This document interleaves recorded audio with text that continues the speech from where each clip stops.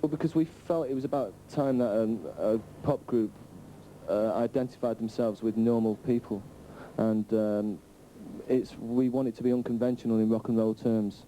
Ask me. I think it's an England that's fighting very hard to exist. It's a very traditional England. It's an England that every day is changing against the will of the poor person, really. It's a very traditional England. It's an England that every day is changing against the will of the poor person, really. Ask me. Well, to each one of us, certainly Morris and myself, it's essential to our everyday existence. We've always written, we were writers before we existed as the Smiths, and we feel that being in a rock group or pop group is more than just going from city to city, country to country, having a wild time with the girls as well. But we think we can communicate to people who otherwise feel alienated with other groups. We don't sing "Baby, baby, I need you so much." We try and identify with our audience a little more. Ask me. Because the nature of the people who are making the music is so different. The nature of Morrissey and myself as writers is very, very opposite. And that creeps into our art as well as personally, our relationship. I mean, the music does really reflect the way our relationship goes.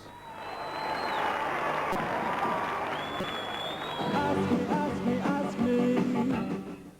My ideal lifestyle is a democratic, socialist, English society where obviously everybody is equal and the poor person has a little bit more say. It's a situation which doesn't exist in England anymore.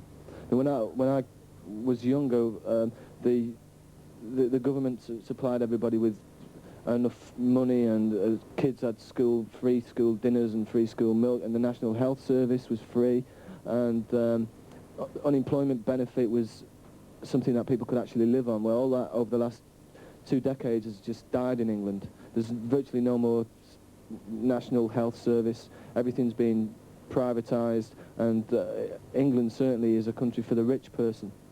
And I'd like to live in the England that I grew up in as a very young kid.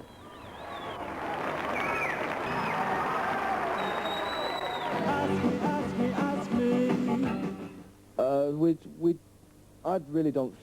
I really feel video has taken too much importance in pop music. I think it's slightly overshadowed the performances of the groups and things that the groups individually have to offer visually. But I also think it takes away one of the most magical elements of music, and that's the imagination of the listener. I think it really wrecks the imagination, especially when a group can bring in a director just because he's fashionable or because maybe his ideas are quite commercial, and he can just make do with the song and the imagery of the song what he will.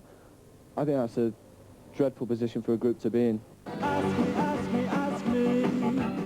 Concerts. We like to play concerts and make records, and that's it. Ask me. I buy guitars. It's very, very predictable and very boring. I don't do holiday or do anything special. I like to buy records like I always do. I just buy more records. I like to buy guitars, and I like clothes.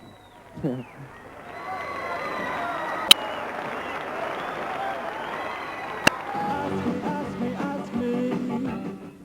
Yeah, he has a very, very great and important role in the music of the Smiths, and obviously lyrically, but because he was profound, he was very individual. He suffered for being different. He was unconventional.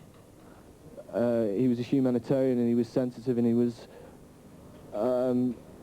He made great strides, and he was a great, strong individual. I mean, he wasn't. He fought for his art, which not a lot of writers ever did. I mean, that's why he's so special. I mean, he's so special because he stuck to what he believed in, and aside from being extremely talented, but as a person, I think in time he'll be respected more and more because of his fight for individualism and his fight against personal persecution.